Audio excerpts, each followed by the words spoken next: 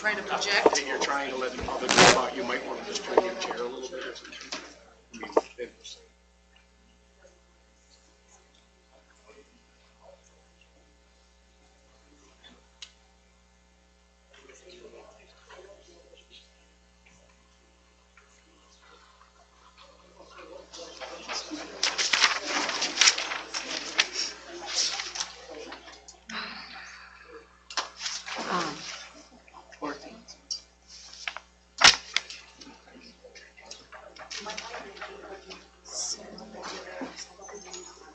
Yeah, I'll do it maybe when we started, just to reiterate. Thank you. Reminders are helpful.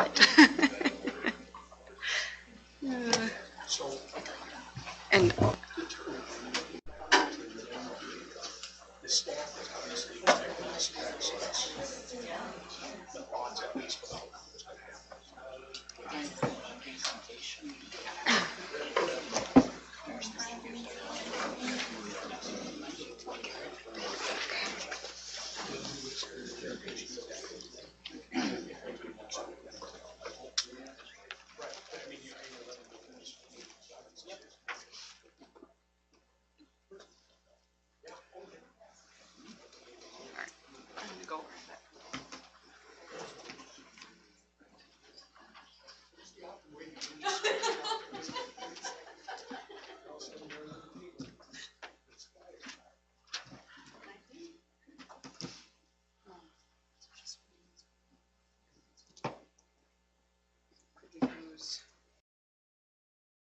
reference our policy,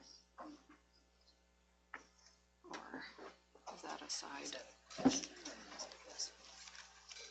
Yeah, I think both. Where's the limit? It would be my. I say start with 5 minutes if things are getting crazy, or down to 3 or an overall time limit. Yeah. Do we want to add Dennis right after C? Does that work?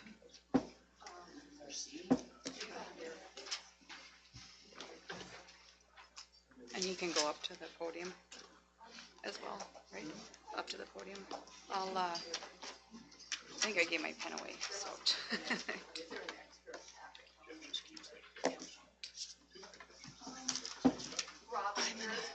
I have one. That's all. Go ahead. Yeah, Robin, you're going to stay brought to finance meeting, so that would be Kim.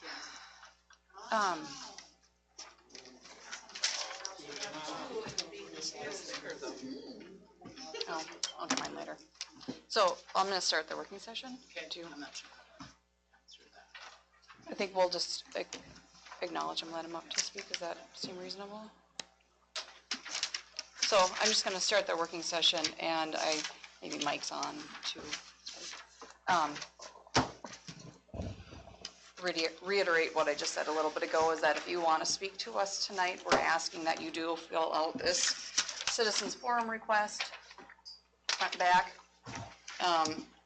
And right now we've got 3 on there. So when we are going to limit them to 5 minutes tonight, just to allow for staff to do their presentations as well. So, and then anything that we do here on and listen to, we don't make decisions on that typically in the same evening, and that is policy. So I don't know if I missed anything.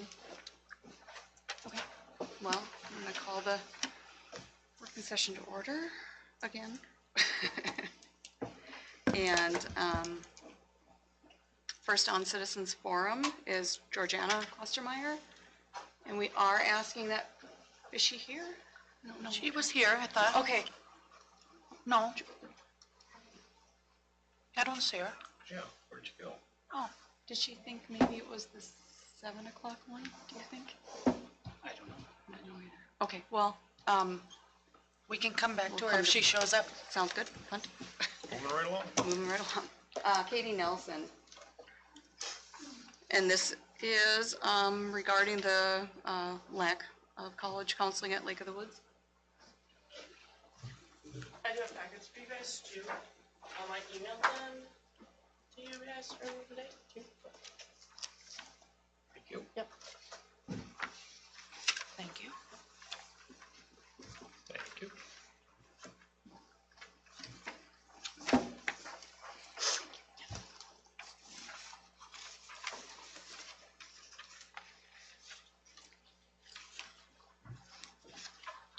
Okay, so I did prepare a little speech first, and then I'll ask questions after, answer any. So, good evening, everyone. I am Katie Nelson, and I'm a senior at Lake of the Woods High School, and I'm currently attending classes at Minnesota North campus as a PSEO student. In preparation for tonight, I did write a letter to the school board members on January 5th. Unfortunately, I did only hear back from 3 members, Lynn, Tim, and Corinne. I'm here to further discuss the lack of support students are receiving in the area of college and career readiness. I want to address what Lake of the Woods School is doing, what other schools are doing, the relationship with regional colleges, and how students are being affected. Earlier today, I emailed you guys a packet that I've now provided to each of you as well. First, I'd like to address what Lake of the Woods School is doing to support students with their next step. In the packet in front of you, a reply from Lynn is included. Mary Merchant provided most of the reply addressing what the school is doing to support students. Quote, Room F110 is designated as the Career and College Information Center. There is also a file cabinet that has information that was sent to the school from surrounding colleges. In addition to the room, Jeff Burcham and his wife Gretchen and myself are meeting with juniors and seniors to discuss how Lake of the Woods School will help them with their planning, unquote.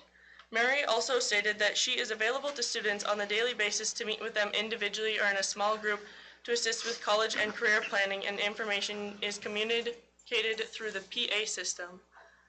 I started planning for my future last year and experienced much different than what Mary has described.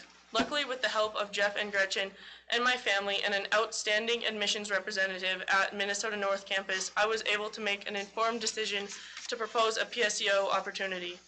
This does not happen for most students, though. What is said to be happening at the school is not enough. The designated college counseling center is a deserted classroom in a glorified storage space with a printer, a bunch of chairs, desks, and random other items with a few posters. We can do better than this. We need to do better than this. Next, I'd like to discuss what other schools are doing. In the packet provided information about Warroad, Roseau, Kellier, Northome, Indus, and Black Duck schools, all of which have a part-time guidance counselor or full-time.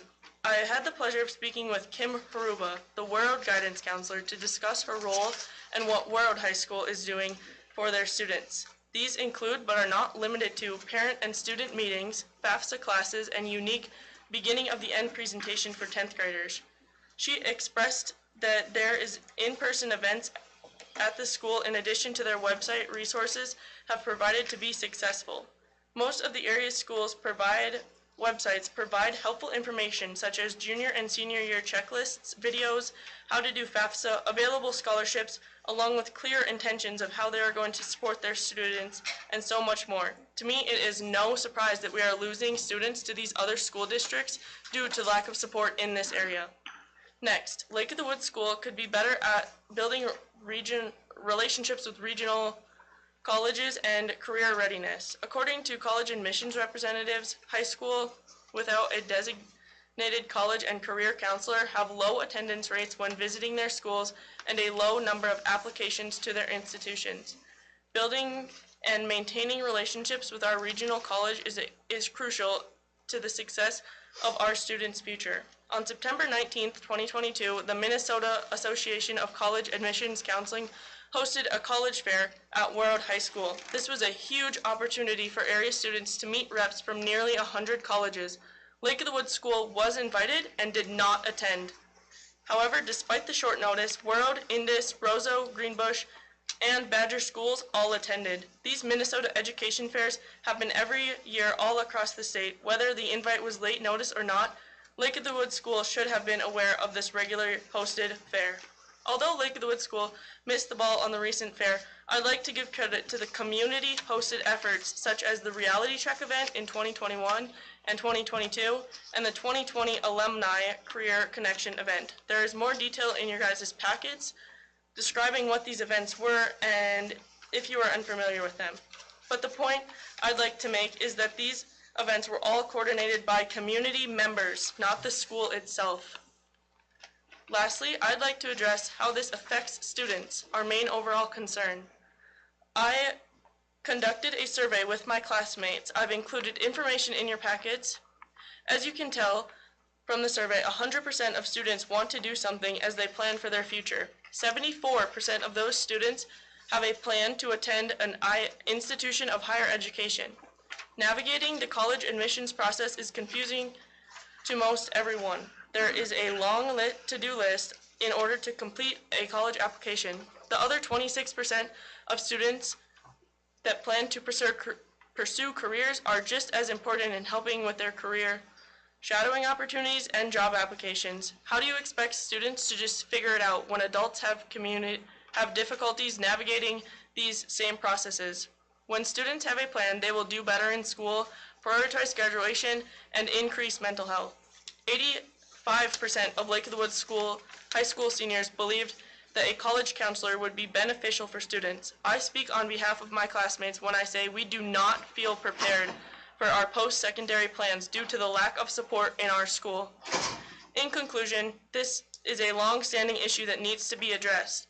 I hope after hearing my concerns, you all agree with me when I say that we need a part-time guidance counselor hired at the school.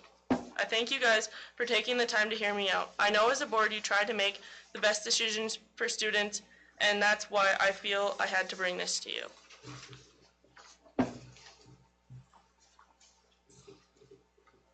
Thank you. Yes.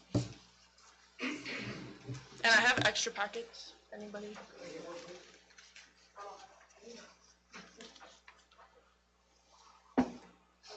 Did you guys get the email from her earlier? I don't think I did. Okay, I didn't by 3. I don't see it in mine, so, I checked my email at 3 before I came. Okay. I did find all your guys' emails on the school website. yeah. So I got the first one, I didn't get anything today, though. I didn't get anything Yeah, I today didn't either, so, it's the same packet. yeah. Yeah, and that's It's the okay. same package, I may be but for dismissed later it. communication, it'd be nice to Yeah. have correct information. Possibly a copy of just what you just read through, Yes. that would be helpful. So I think you have some points in there that we could maybe Discuss. take to, I don't know, committee or what, but, Can we ask questions too of her, or is that? yes, but I think we have to watch our time frame tonight. Yep. So, what do you think, Jeff?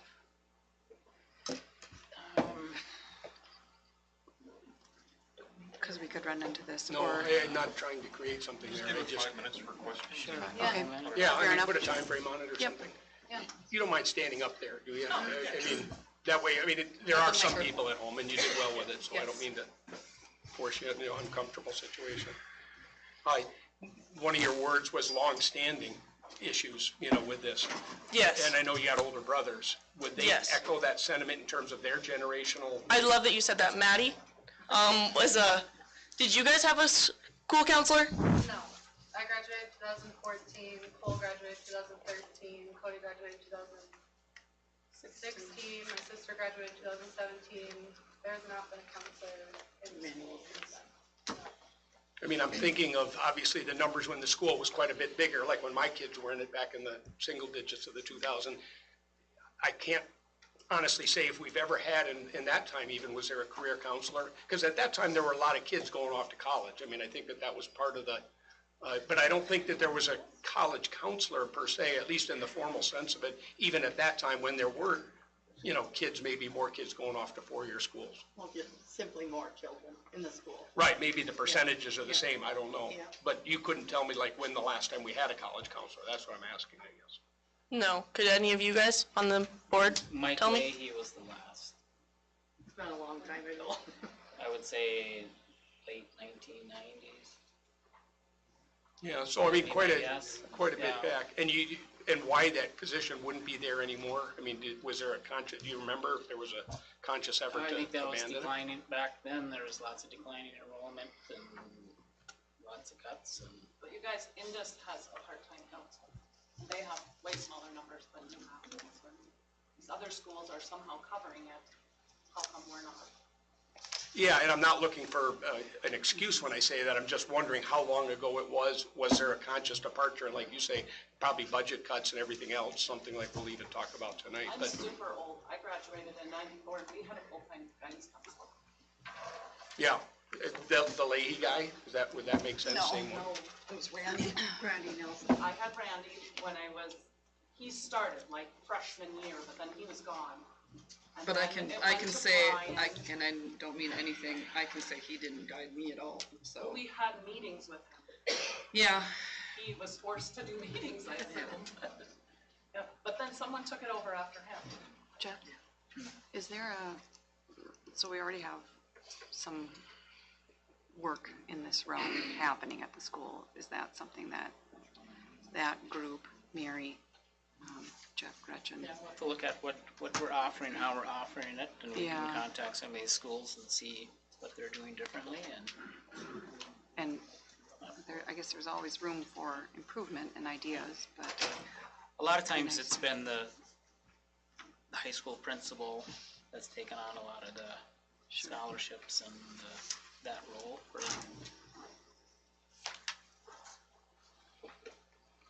I guess I'll ask real quick, what sort of thing would you be looking for? Is it just directing towards colleges, how to apply to a college? Or are you looking for how to get scholarships, or what sort of thing? So yeah, I want a part-time guidance counselor hired at the school. To do what? To help with students apply for colleges, look at job shadow opportunities, connect with these, like outside colleges and have these colleges come in and talk to students.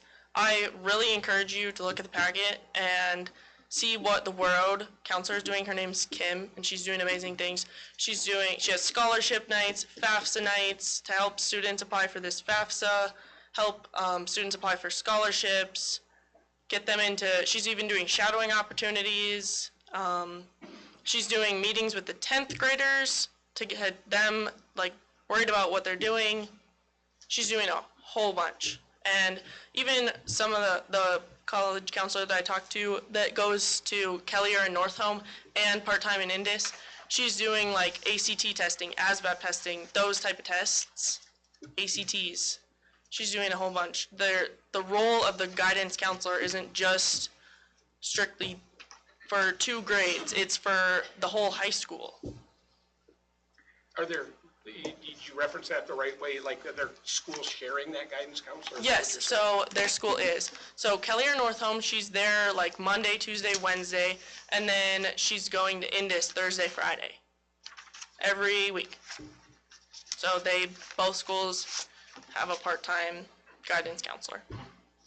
And would that be like a co-opted hiring, Jeff, or would that be something Rick does? Oh, find out how they're doing it. Well, Indus and Northome are the same school district. Northome that's South Cooch, Callier Yeah, is separate, Kelly so. is separate. I think I'm gonna cut us off now so we can keep moving, but I would ask that you send that packet to us again, maybe. Okay. And then also your statement tonight, because there was a lot of questions and things that we could maybe look at and try to Okay, respond to. and I'd love to get on the next agenda to see how you guys have worked through this issue and discussed about it. You may need to give us a little time, but yes. keep Well, us when's at the next task. board meeting? Next month. In a month. It's Yeah, I usually mean, we will the same discuss time it. next month. Giving you my word, we're not gonna just sweep it under the carpet. Yeah. You can tell there's Right. an interest in it. I mean, you brought up a good point. We're looking at something that's maybe a lack, and if it Yes. hasn't happened since 1990, it's probably time to address it again. Yes, So appreciate you resurrecting that. yes, thank you. Oh, Gretchen, Can I submit something for the next meeting too, as far as from the perspective of Jeff and I, how it's working? Yeah, and that's what I was thinking, maybe Mary and you guys could work together to, once we get her questions and concerns, that we could create a response, just so we can kind of have some dialogue there, so. March 27th is our next board meeting. All right, so back to Ms. Klostermeyer. I don't know if she's here yet. So, no? Okay, I guess we're gonna have to move on from her to Dennis Johnson. And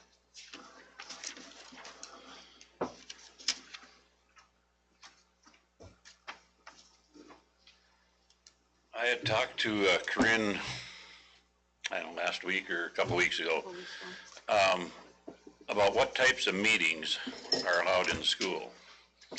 And she said, well, we can't discriminate against anyone. So you mean to tell me there's no perimeters set as to what can go on in this school, private meetings? Well, we have policy that dictates, you know, what's. Well, what's the policy?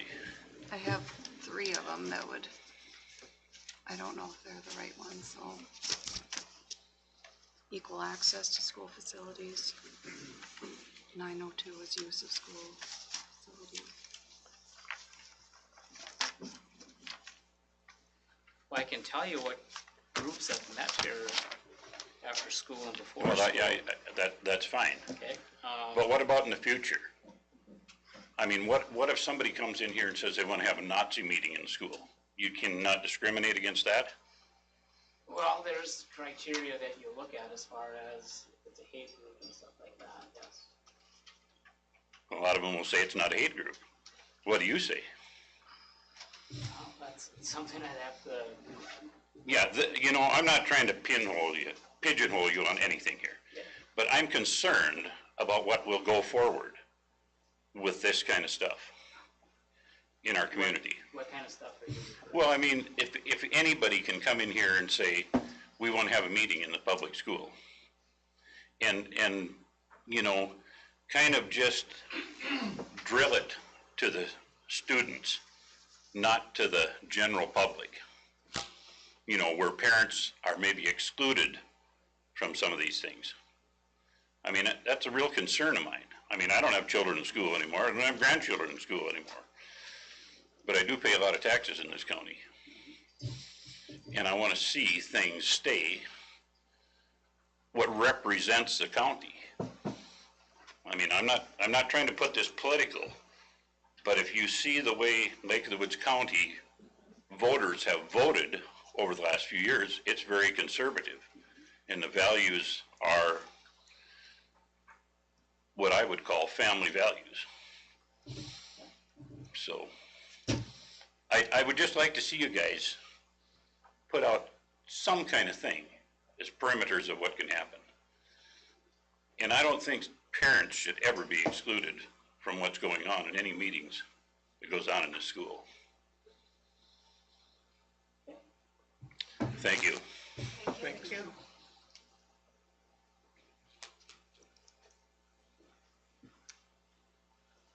Any discussion on that? You're straight to the point. Okay. Yeah. Move on. All right, next up, I think that's it, right, for Citizens Forum?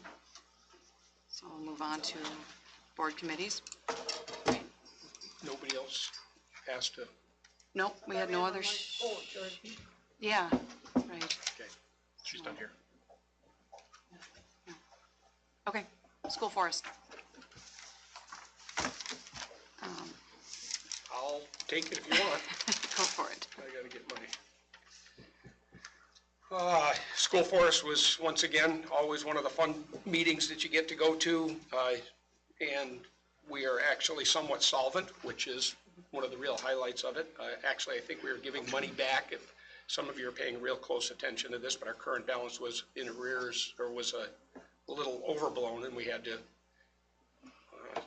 rethink our discussion. But the bottom line is, we talked about 2 things. One is we're going to build a 3-sided structure in the school forest. There's a pad for it right now, and hopefully get more use out of our outdoor facilities there. The sunny day kind of a classroom event there apparently goes quite well, but the rainy, windy, too sunny a day type thing will keep people indoors. So we're finalizing anyway plans for building a 3-sided shelter. It's called a loafing shed, and I guess, of course, people know about a loafing shed.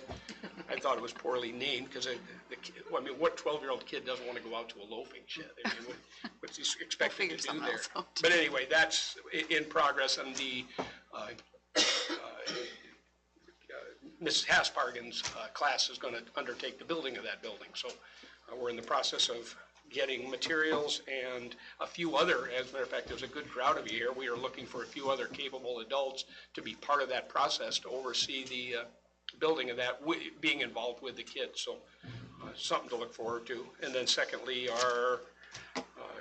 we talked about other events, the Arbor Day tree planting, which is a standard yearly event. We plant trees out there and then they get mowed down by accident. You know, it's really ritualized. And then the big bog trip in the spring got organized, and then finally the candlelight ski, which is March 8th, which again, invite everybody to. We seem to get a good turnout on the children's side of things, people with kids, but it's not just for people with kids. I mean, it's an event that we groom the trails, hot chocolate, hot dogs, and we'll spend 3, 4, 5 hours out there. Probably people show up as early as 4 o'clock, but I think it's planned for 5 to 7 on the 8th, and would encourage anybody who has a thought either about snowshoeing, cross-country skiing, or just hanging out, eating a hot dog and having hot chocolate outdoors on an outdoor fire. It's a really good event, so that's the forestry report. Next up would be policy committee. Did we meet? I don't have my notes. We went over the ones that were, yeah, We have a list of policies. single reading ones. Yeah, there were minor All there are changes. minor Yeah. changes. A lot of it had to do with legal references. Yeah, So there's a list of them, it's been a while. and there's copies in your packet, but they're all for just one reading and approval.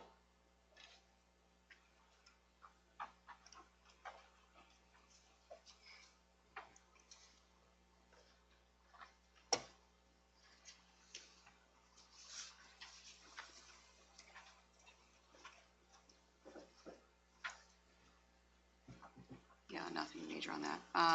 Finance committee.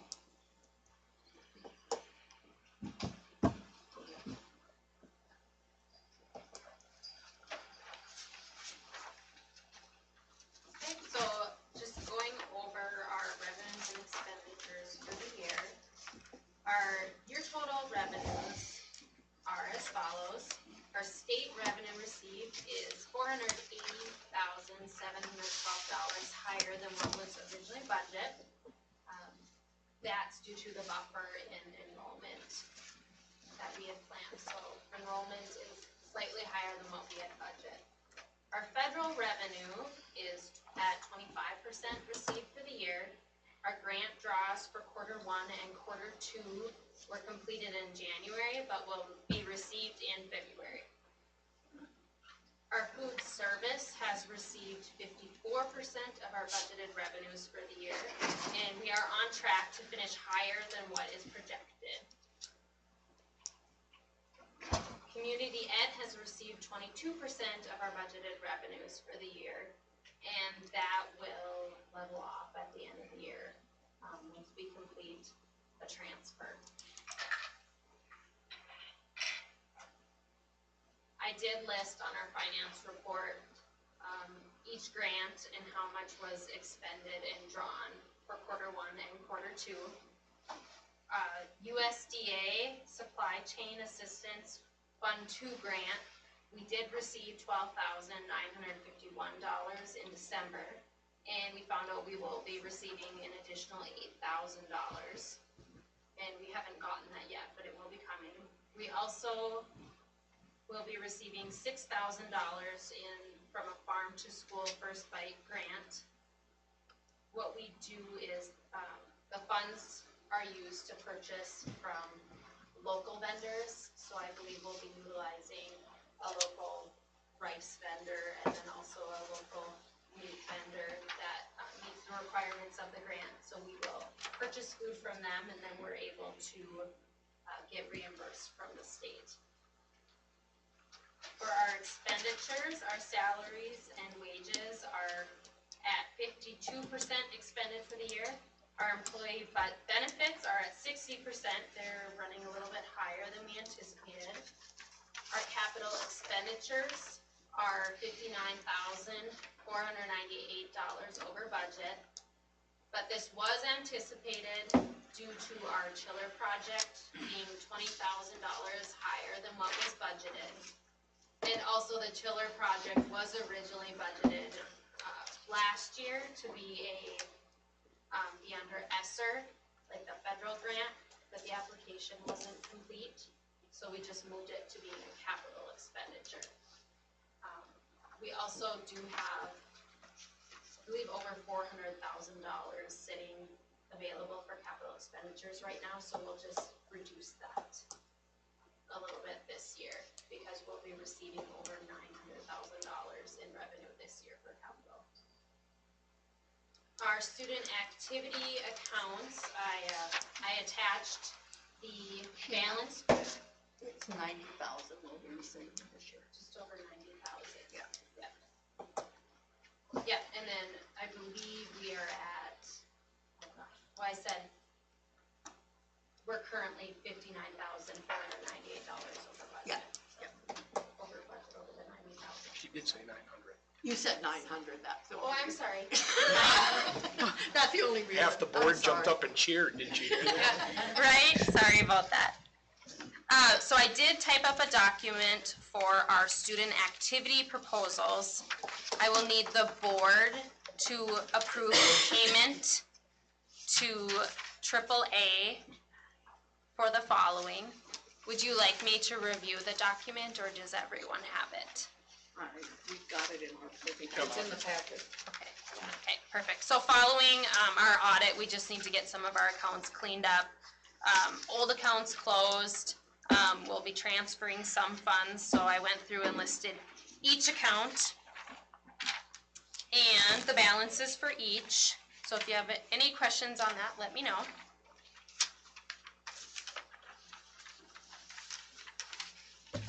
I also attached our revised budget for the 2022-2023 school year. The original budget was based on 426 students, K through 12. We'll continue with that number for the revised budget, but we'll also have 18 voluntary pre-K early childhood special ed students. So we'll see a increase of revenue for those. They were originally under budget. And we will still be under budget by 4, so at least we'll have a buffer in case there are any changes through the end of the school year. So in our original budget, we had a deficit of $45,078. Our special ed expenditures were under budgeted, as well as our capital expenditures. Looking back over the last 4 years, our special ed has actually been under budgeted significantly, and then our expenditures continue to increase. So we're going to close that gap now with the budget revision. So our revised budget with all funds combined are looking at a deficit of $92,868. Any questions on the finance information? Dumb question, how does capital expenditure get committed funds, $90,000 worth of committed funds? Where does that come from? We make a capital list that we discuss over the year, and you can, there's different items that you would put under capital, meaning they have a longer life. The revenue comes, it's listed on our levy sheet each year. It's formula based, so there's a set amount that the state provides. And then part of it's paid and part of it's levy. Right, there's So that's two kinda revenue set at the sources. state what we get, or what we have to reserve. It's a restricted fund. So it's kind of that dollar amount that we get from the state is set. But for instance, when we said you got $200,000 plus in terms of pool reconstruction, we have the right then in terms of the unrestricted fund to go ahead and move that in there and make that adjustment. I mean, if we have a capital expense that we can't, That you don't use, yeah, you can use your unreserved fund for anything. to work on the pool and then, like we did. Okay. Pool is a little different, that's. a But I different understand levy. that, but And I that's just- based, that's all local levy, and that's based on expenses. But we were allowed to spread the payment out, or the tax burden, over a number of years. So we have to cover it in the general fund, but as far as the taxpayers, they see it spread out over multiple years, so it's not a increase right off the bat. Right. So that's where that comes in.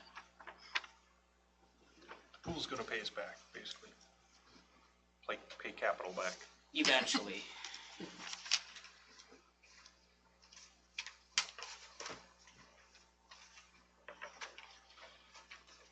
Thank you, Sheena. Yeah, no problem. Anything else from the Finance Committee?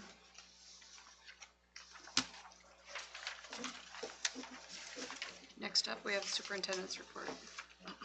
So I'll start off with my to-do list for March 27th working session. And number one, we'll be meeting with Mary and Burchams and assessing what our guidance services are, and we'll do some research to see what other schools are doing so we can address that. And then I will look at what our present procedures and processes are for allowing access to the public school building, what we can and cannot do. And I will have a formal presentation at the working session next month to go over how those decisions are made. Okay. Everybody in the back row hear what's being said? No. Okay. I said next month on my to-do list is to go over our guidance services that we provide, present information, and I'll bring information on school facility use, procedures, and processes. So that's what we'll be discussing at the March 27th working session. So I see Mr. Johnson left already. If you want to let him know, that's the plan. Moving on, our enrollment, we're maintaining at 238 at the elementary. We're down 1 in the high school to 191. I know there's some people that are here about some of our budget cuts. Just some background, some brief history. Back in March 20th of 2020, I don't know if we all remember that far back, but we did have a special board meeting. And at that board meeting, we outlined budget and enrollment projections. And at that time, we had $210,000+ deficit.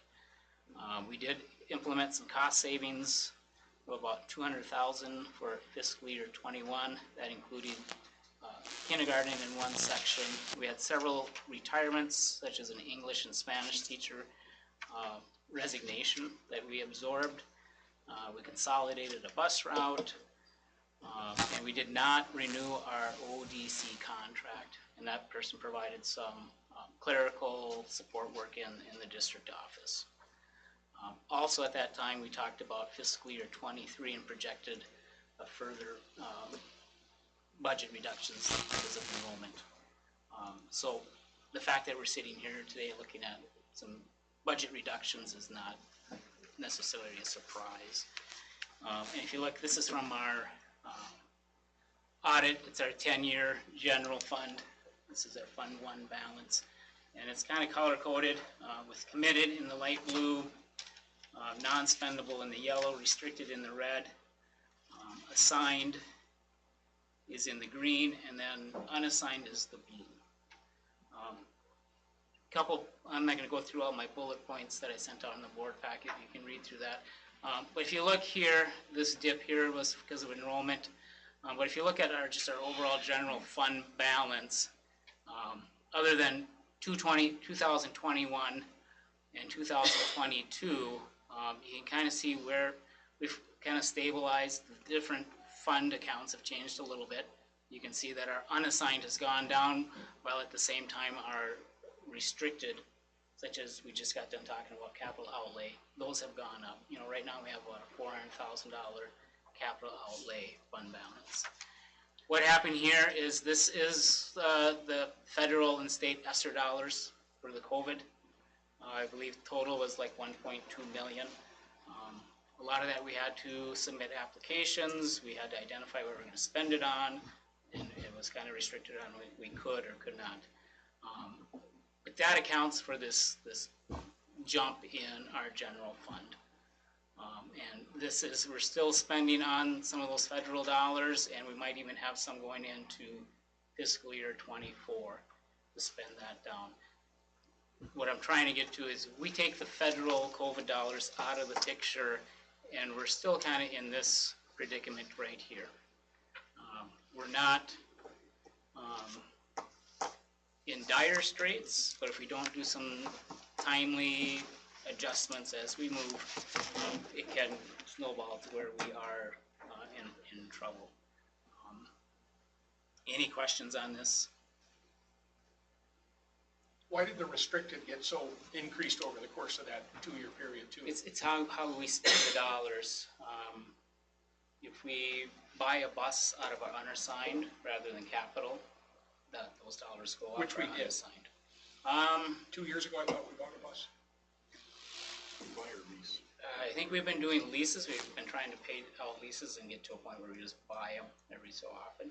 Okay. I'd have to pull that up. I don't remember all the minutia that goes with bus leases. But that's why the restricted is how you choose to spend your dollars. Safe schools is another one we've built up a fund balance, and sometimes you do that on purpose. For a bigger project. For bigger projects, I mean, we have our fob system, camera system that needs to upgrade the phone system. We use our safe school funds for that. We're looking at a number of windows in the building that are getting old and need to be replaced, so that's another reason we would kind of build up our capital as well. So if we have some planned big expenses, we can kind of manage for that. Any other questions? Looking at enrollment. The highlighted yellow, that's just our census. In fact, all these numbers are it's just a head count. When I get to our projection model, they'll be talking about pupil units and average daily membership. These numbers are just a head count of kids. And this, I got ahead of myself. So this graphic is in reference to, as we talked about, absorbing positions. And one of our reductions of one FTE, we have a resignation to approve today for a math position. We're going to be able to reassign current staff, so we do not have to advertise or hire that position. So that'll be a cost savings without having to lay anyone off. The other option that I'm getting to here now is the proposal is the shift 6th grade up to the high school. And the rationale behind that, if you look at our numbers, and I'm looking at the high school where it's shaded, and there's nothing magical about class sizes in the high school under 30, depending on the situation and everything. There were times where if it was less than a certain number of kids in a section that we would lay people off part-time. So as we get these smaller numbers spread out over the high school and the number of staff, traditionally, if there was not a certain amount of kids in a classroom, we would reduce that position.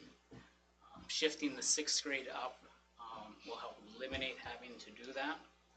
And Barry will talk a little bit about the schedule and how that will work. Having a middle school, junior high that we're proposing here with the 6th grade movement up is very common in a lot of schools, and there's lots of benefits. There's things that we need to pay attention to, but and in my report that's in the board packet, I've kind of made some bullet points. I'm not going to get into all of that because of time. But the rationale is, as we get fewer kids in the high school, we either have to get more kids up there, or we're going to have have more people part-time. And I don't think we have too many teachers that would stay around here for a part-time position.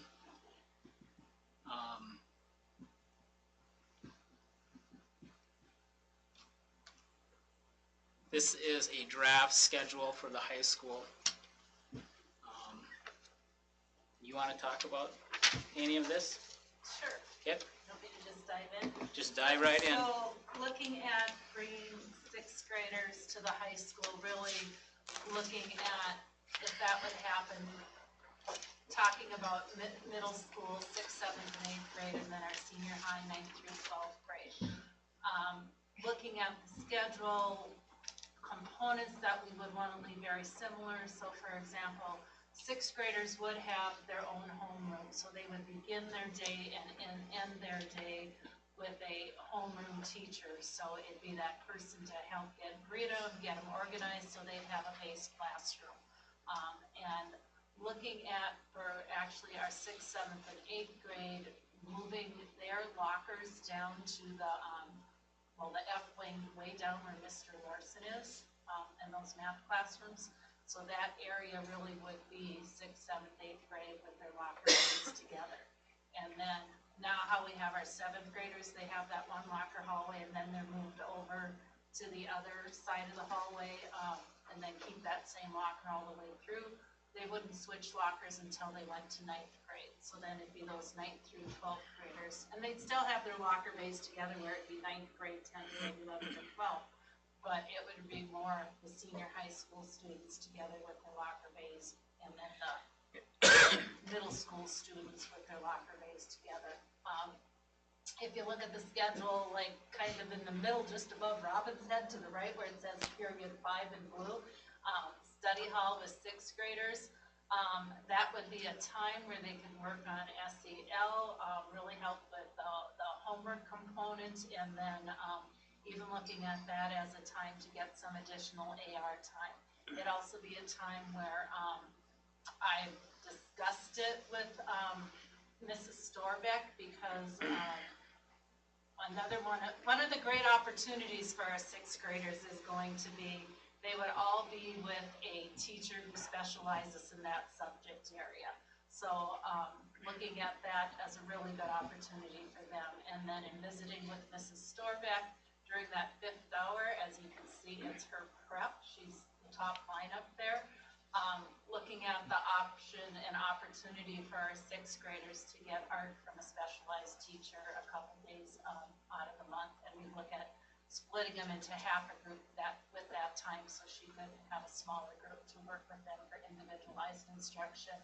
Also looking at lunchtime to keep middle school kids a little more separated from high school kids. Visited with Jackie, and I'll need to visit with Mr. Nelson to see about adjusting the schedule to look at split lunch periods for our older kids and younger kids. So if this is something we would look at moving forward to, we really are trying to be conscientious to our 6th graders to preserve that, yes, they're still an elementary kid, but to give them more of that individualized, specialized, I guess, instruction from those licensed teachers. Okay. Questions? Okay. Where does the 6th grade go on an activities level? How does that work? What do you mean? Well, right now, we do have a separation, don't we, in terms of like kids or 6th graders It's kind of a don't play baseball. case by case, and that's something that we can address down the road. I don't see a huge change in that right away as far as having 6th graders. No, and Sam Participate. and I have talked about that. So for example, I can personally speak to baseball, because there were times that I helped out with baseball last spring. 6th graders, based on where our numbers were brought up last year. I'd say, like Jeff said, looking at individual basis and where we are with numbers, whether we bring them up or not. So pretty much the status quo is in terms of the activity side of things. I would say for starting out. Yep. Okay. But I see as, if you look at our numbers, as they get smaller, there might be more of a need for doing that. Moving on, the other recommendation I'm making for reductions would be, we added the floating substitute teacher position. That kind of stemmed out of the low numbers of subs during COVID. We just increased our sub rate quite a bit to help that. We've had a couple more subs coming in now. In your board packet, I've just threw some of the numbers on. You can see how much the usage is and how that's split between our budgeted sub substitute budget and the extra cost that's associated with that.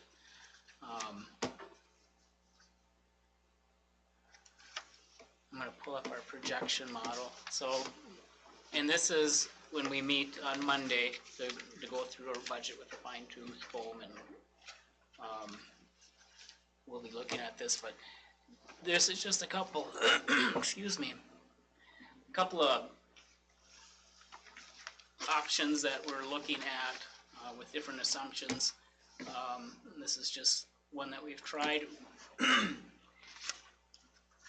For next year, we're looking at 4% and 2% on the formula. It's still in the legislature. We don't know what's going to come of it. Most schools are feeling fairly confident that for the first year we'll get 4%. Some are talking about 5 and 5%.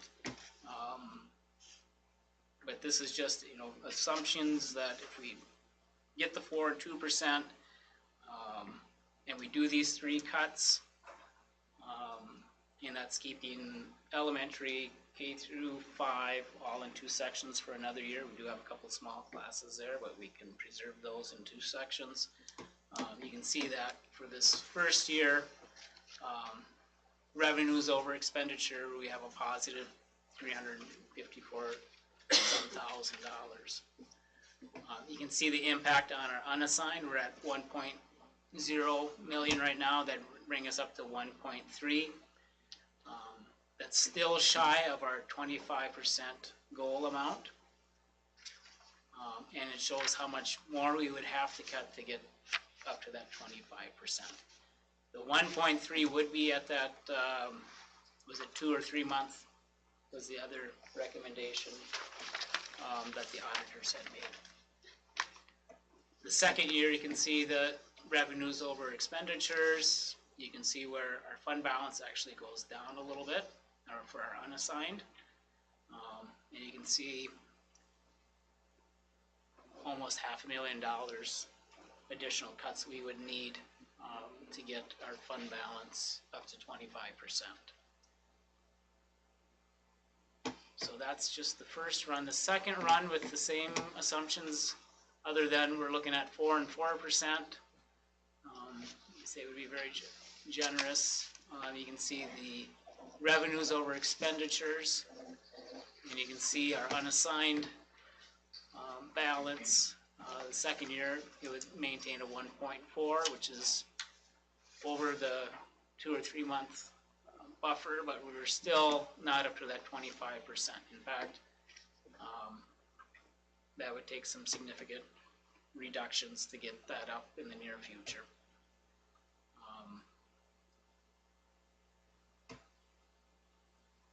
Any questions on that part? So when we meet on Monday for our budget workshop, if you have runs that you would like us to plan ahead of time, maybe email Sheena or I, and we can put different scenarios in. If there's additional FTEs you want to see reduced to see what the impact is, that's something we can discuss at that workshop. Timeline for non-renewals. Back in January is when the board passed the resolution directing me to make recommendations for adjustments, and I'm bringing that to you today. Earlier we had staff meetings that we brought this up to. March 6th is our board workshop on budget projections and planning for fiscal year 24.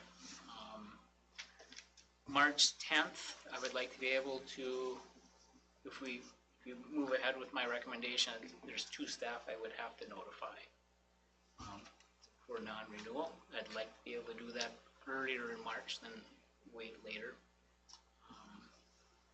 March 27th, there would be the formal resolution of non-renewal, and then March 28th, they would get the written non-renewal. Technically, I think it's June is the deadline. But I think, to be fair to those people, the earlier the better. So I don't want to drag this out. Any questions?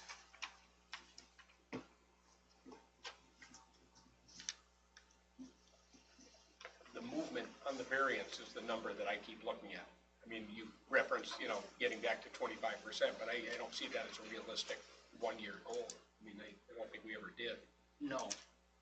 So, I mean, that incremental movement that way is, I think, what the auditors were effectively looking at too and saying, that's probably a good plan. Yeah, and like I said, there's lots of stuff happening at the legislature that could impact us. They're talking about, special ed funding, tying the formula to inflation. So there's a whole bunch of things that will impact us. Some stuff with free and reduce, if they pass the free meals for everyone. There's legislation in there that would impact our compensatory, which is directly tied to our free and reduce applicants. We used to be around 300,000. This year, I think it's like 80,000. So that's part of the reason we're deficit spending for the fiscal year. If that legislature passes, we'd be back up to about 80%. So that get us up a couple 100,000. So there's lots of little things that can shift. But I think based on the numbers and the enrollment, making these adjustments now, regardless, is a step that we need to take for long term, getting us back up to that 25%.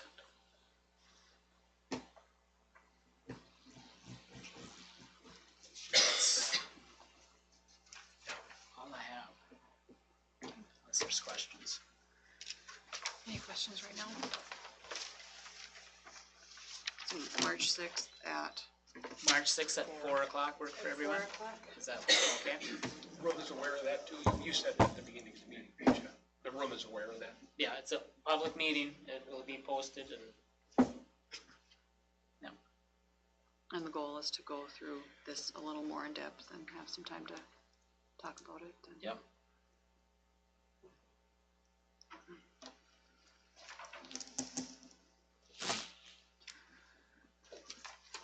So before you abandon that Yep. train of thought, Georgina's not here yet. Right.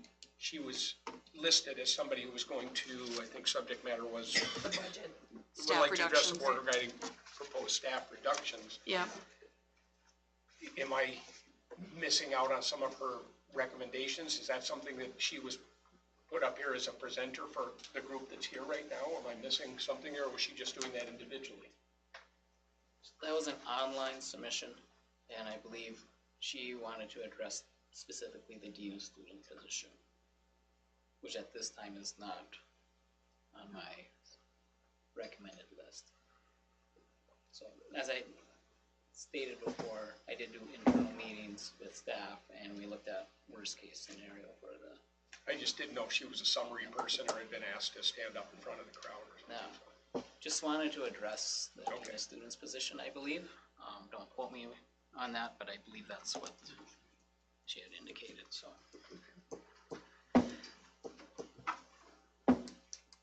But if people do have input, definitely reach out to us, I would say. If you have input, call me on anything, Yeah, any questions on Now's the any time. topic. You know, you have the right to come here and present it, but include me. I'm happy to sit down with anyone and discuss things. I think sometimes I'm about the last person to hear from people, and it's usually in a public forum. So I would encourage you to stop in anytime. I'm happy to meet with you. Yeah, you can call me, and all I'm gonna do is call Jeff anyway, so if you're in my constituency, call Jeff. And if you come to me and you don't like what I say, then call Right, then him. we can talk about it, but And I'll that's the chain of command Yeah. as well that way. so definitely, we do want input, I would say. Yeah, absolutely. It'd be nice to have more people like this though, every meeting. Yeah. Popcorn. Little popcorn. Okay, anything else, Jeff? No, I think I've done enough for one night. Okay. High school principal, Mary Merchant. Okay, talk quick. We've received the funding for the Together Strong grant, and so we're moving forward for looking at or purchasing the monitors to put out in the commons area, so we will have digital signage for announcements, lunch menu, the various buzz will go on there. And our, Prevention Coalition has also said they would help support that, so they are, going to fund some additional things that the video production class will need, and, it could be anybody who, if other classes wanna use it for filming, to put things up, that would support the school. And then it would be housed in the office, and before we even got to this point, I had a conversation with Tracy about being the person who would put the announcements on there and everything, and she is well on board to do that. So that when we hear kids say, I can't hear the announcements, it would be the signage that would be rolling there throughout the day for them to see. And then where the screen is up on that little stage platform, that will be taken down, and a big TV screen will be put up there with the announcements and whatever we want to put up there, but it also then, could be used, let's say a small group wants to bring in a group of kids to watch a movie or something. It can be used for that also. I applied for a PBIS mini grant, and so I should hear sometime in March whether we get that or not. That was for $1,000, and that would be used for recognition for the students and to help create the videos also. When I started here 3 years ago, we didn't have video production, then we just got a group of kids to do some videos for the different parts of PBIS, like when we address classroom hallways, be safe, be responsible, and respectful. And so, even after 3 years, they need to be updated a little bit, because if you think about it, that was in the midst of COVID, so thinking how things have changed back to normal and regular, so looking at updating those. Had conferences on Thursday. I will say I was disappointed, as well as the teachers in the low turnout, but we also had girls in a way. I think it was the girls. No, the girls were home and the boys were away, so I mean, it was a busy night with people not necessarily being in the building. There was a holiday ball dance Friday evening, and coming to the board for approval is our course handbook with updates, and I don't think we have any new classes proposed for next year, but it was really just if teachers needed to change some language in the course handbook, and then we'll look at getting registered, ready for registration already in March of next school year. Do you have any questions for me?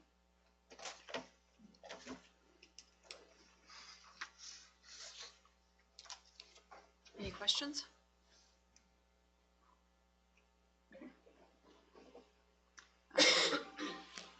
We'll move on. Business office, Sheena? I think she did hers. Covered it under the, yeah. We don't wanna hear that again. Right. Thank you. Okay, transportation, Brad Abbey. I have a thing on the sub-day for the clusters. I talked about the last work session, that Jeff and I talked about, and basically just kind of feeding back the pay scale that the full-time bus drivers have for our part-time, as far as longevity, years of experience, stuff like that go. And you look at that. Basically, then I'm gonna kind of paraphrase on this. So as like we have our negotiations for full-time bus drivers, hope that this would follow their new pay schedule also. So, and I know that's supposed to be done by July, so, this is their one they have now, but they will be signing a new contract in July, so hope that this will follow that. I don't know how we go about that. That's basically what happened. I don't know how, are we gonna act on this, or what we're gonna do with it, but as far as the sub-pay goes, I'd like to get it going as quick as possible. I have three full-time routes here by subs right now, so. Like to act on it as soon as we can. I don't know how that works, but. And then on my other stuff is Jen Wilmer. She recently is resigning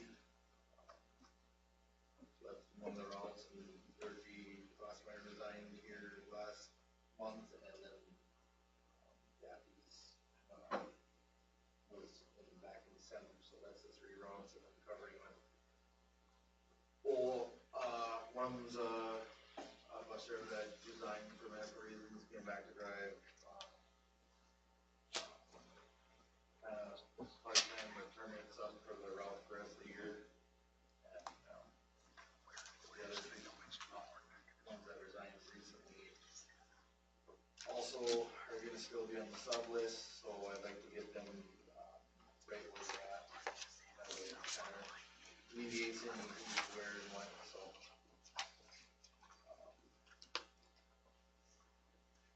What's your thoughts on this? Is this something that we very realistic? Try to hold for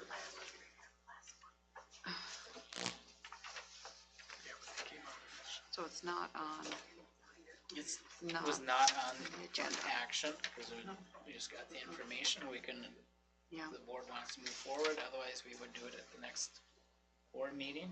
can we look at how it would impact the budget if we make these changes?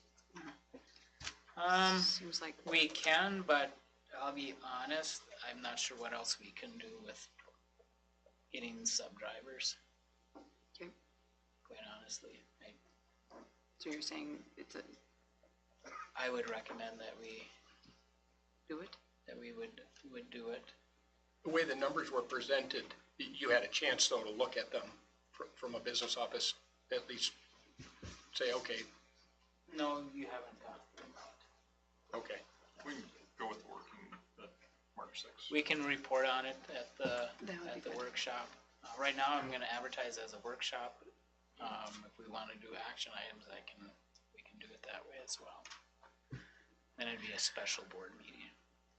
I'd say leave any action to the regular board meeting is Make would be my it. recommendation, and then we can just hash things out at this workshop. So we'll have a cost could out make it for retroactive. the workshop. You could do it retroactive. Yeah. You know, Can you do it retroactive? Lindsay? I think we Bethia, can. if we wanted to go. Well, yeah. what we've been doing with other changes is, once it's approved, to do the next pay period would Okay. be the next start. Okay. Retroactive's messy.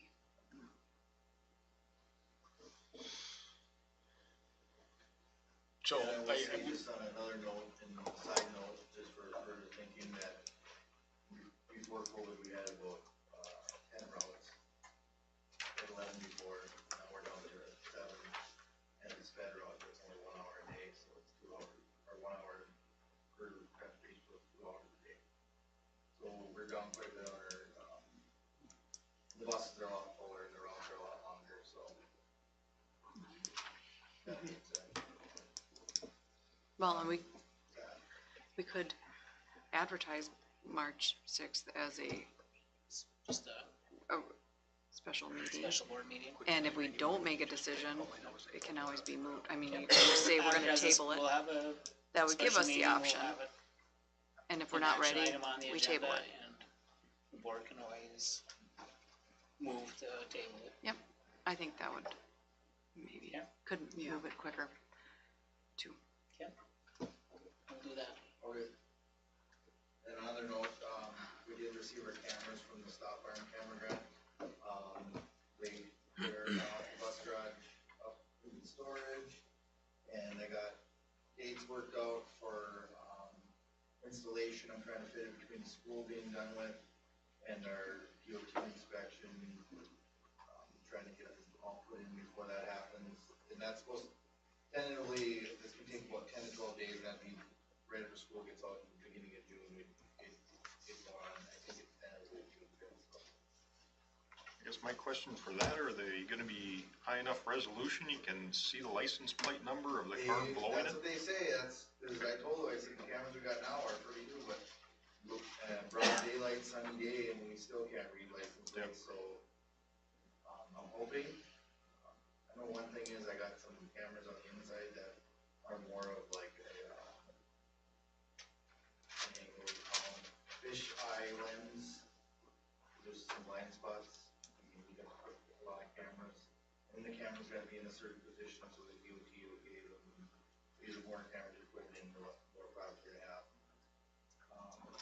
So either fish eye, is supposed to see more, because every time something happens on a bus, it's always in the blind spot, seems like half the time, and you're like, I can hear it, but I can't see it, or I can, so hopefully that'll alleviate a lot of that.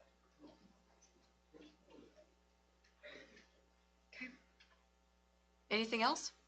That's all I have. Okay, thank you, Brett. All right. Last, buildings and grounds with Seth. Just have a couple quick updates. Two of them are not on the back yet because they just came about. This morning, last night, we started opening accesses to all the fields. Get them ready with the temperatures warming up quick. We have to get that done before we can't.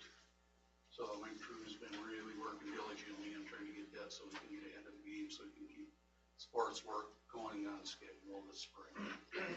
The other one, we did receive a $2,400 grant from NDH for drinking water stations. I submitted that, we were approved, the paperwork is behind because of lack of staff at NDH right now. They did send a letter saying we are approved, we just don't know when we're gonna get it. So until I get the okay, we cannot purchase or put in the other two.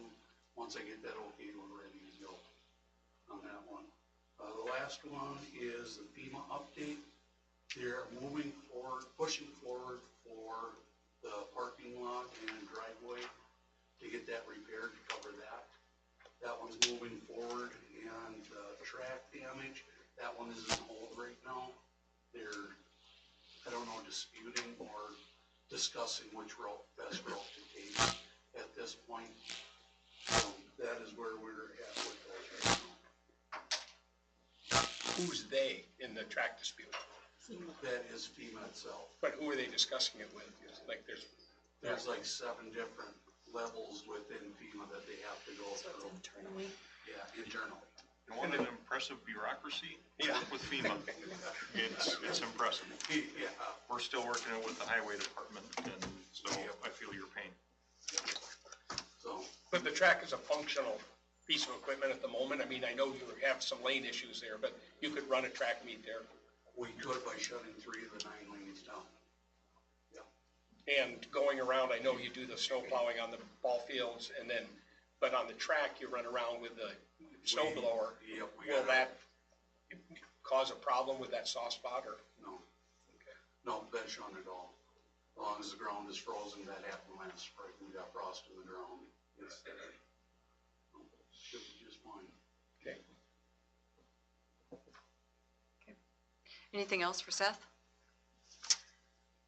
All right, if not, we will close the working session and open the regular meeting.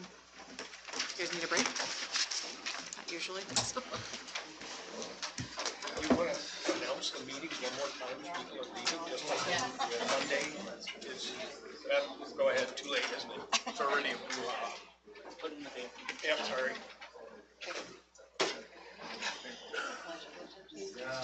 Flag of the United States of America, to the republic for which it stands, one nation, under God, indivisible, with liberty and justice for all. We're ready for that.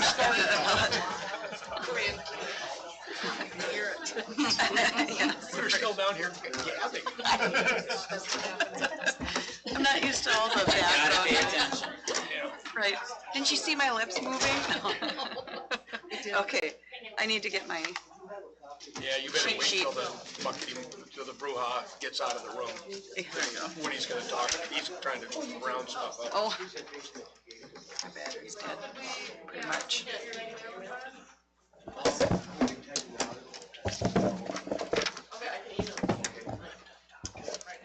Okay.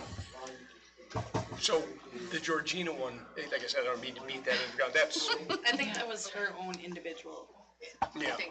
And do you think that just the fact that you didn't put that, or that the DIA students was removed from that discussion, that she probably said, okay, I don't need to show, or she was gonna be pro keeping the DIA students?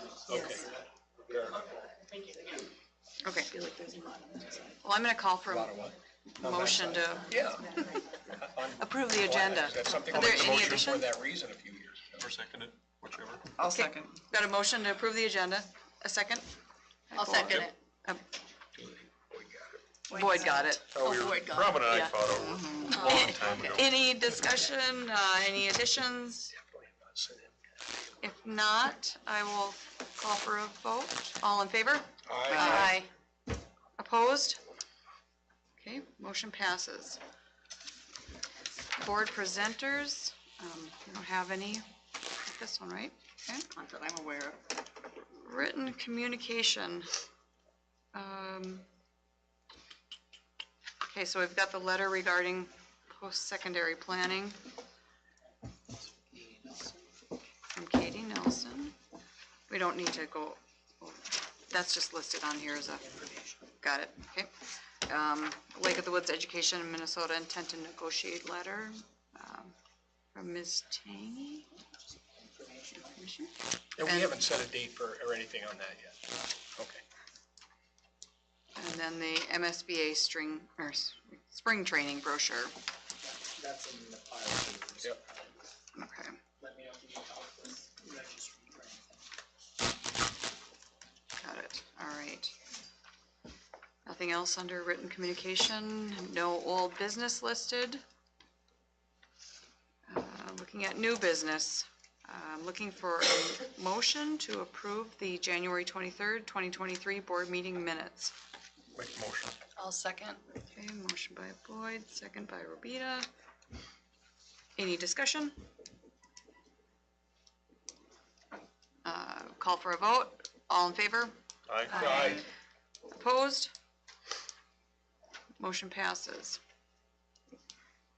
Looking for a motion to approve the invoices, financial statements, bank reconciliation, wire transfers, and purchase card statements. I'll make that motion.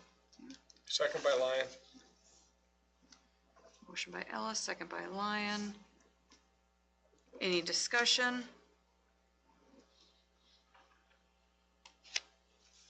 There was a cost in there, I don't even want the details, it was just for a shoe replacement. And at some point, I'm gonna get the details on that check. No, it was like $40, but it was a shoe replacement. So I'll show you to you. Was it Jeff at Hometown Hardware? Yeah, from Jeff at Hometown Hardware. Okay, any more discussion? No. All right, call for a vote.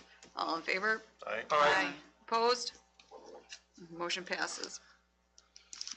Looking for a motion to approve personnel resignations, retirements, and appointments. Under resignations, we have Amy Hendrickson, high school math teacher, and Jennifer Wilmer, bus driver. And appointments, Carol Busco, assistant cook. Busho? I'll make the motion. Motion by Johnson. I'll second that. Oh. Second by Ellis. Sure. Any discussion? I appreciate the fact that when Amy Hendrickson resigns, she says, I look forward to coming back. You know, that's always a nice addendum on the letter, so. Yeah, what was why did she resign? Just, They're not moving here. okay. Family placement, basically, or whatever, geography. And that Jen Wilmer was a long time busman. I mean, many years, right? So, and is she still gonna, Brad's gone, that's why I was looking that way, but she's still gonna stick around and sub? Is that part of what he's talking about? Yeah, I don't think so, Jen. Because I know she does, if I got this right, she does like basketball games, she does the books at all those or something. I mean, she's pretty involved in that. I don't know if she's in the other sports scenes or not, but, and that's without kids in the school anymore, right? Yeah, I mean, those are nice community people, so I would just like to point that out. That we're gonna miss her. And then I don't know Carol Bushko at all, so I'm not gonna make a comment there, but it's nice to see we have an assistant cook. There you go. All right. Any other discussion? If not, I will call for a vote. All in favor? Aye. Opposed? None? Motion passes. Next up is looking for a motion to approve the high school principal's contract for 2022-2023. I'll motion. I'll second. Second, oh, okay. I've got a motion and a second by Robin. Any discussion, questions? welcome aboard. Again. Oh, we haven't approved it yet, I guess. All right. I'll call for a motion. All in favor? Aye. Opposed? Motion passes. Now you can, Tim. Nice to have you. And I know you say that with sincerity, which is what I really appreciate. You're not being sarcastic when you say great to be here. You enjoy it here, so thank you. Appreciate that. All right. Next up, we're looking for a motion to approve the high school course handbook for the 2023-2024 school year. Make the motion. Second by Lyon. Okay, motion by Johnson, second by Lyon. Any discussion? When does that get distributed and made available online and all that good stuff? Well, I can tell, we can put it online right away. Sure. And we'll start to get word out to kids and look at some dates to schedule, so we want to be all finished before we start testing season. Gotcha.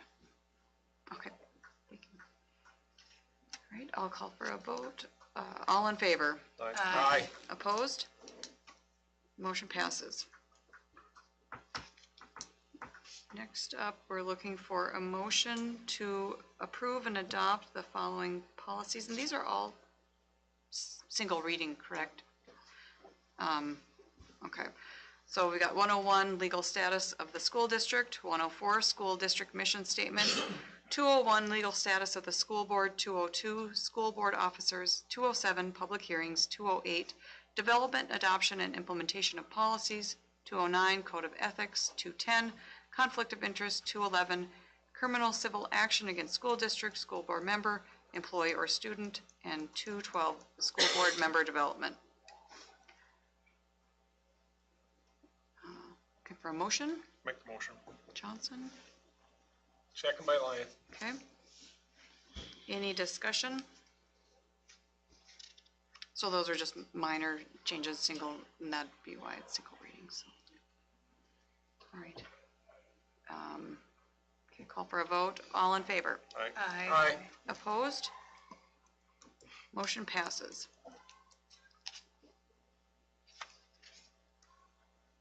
Next up, we're looking for the approval of student activity transfers and account closures. I'll make that motion. I'll second.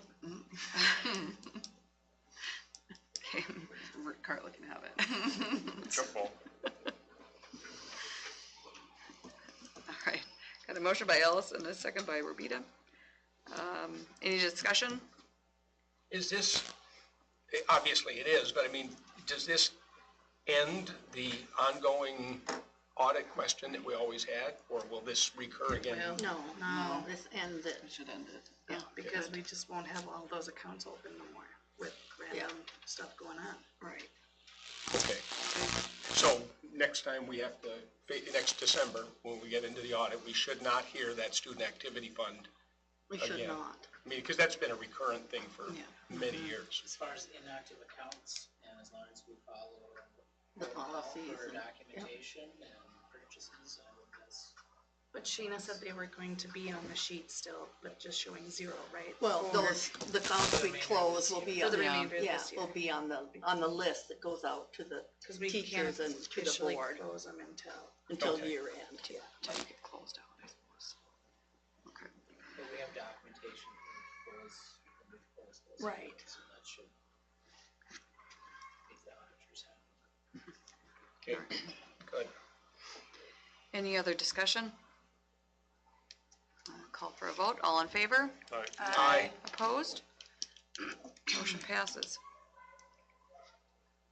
And lastly, we've got, looking for a motion to approve Resolution 2022/2023-19 to accept the revised/amended budget for FY '23.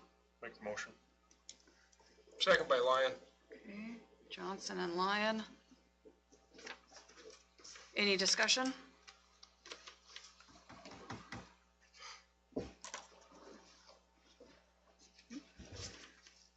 Call for a vote.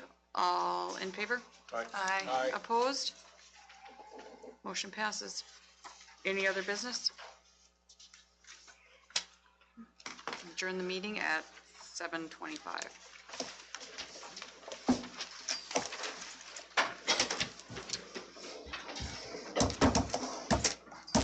What? Thank you for coming, everybody.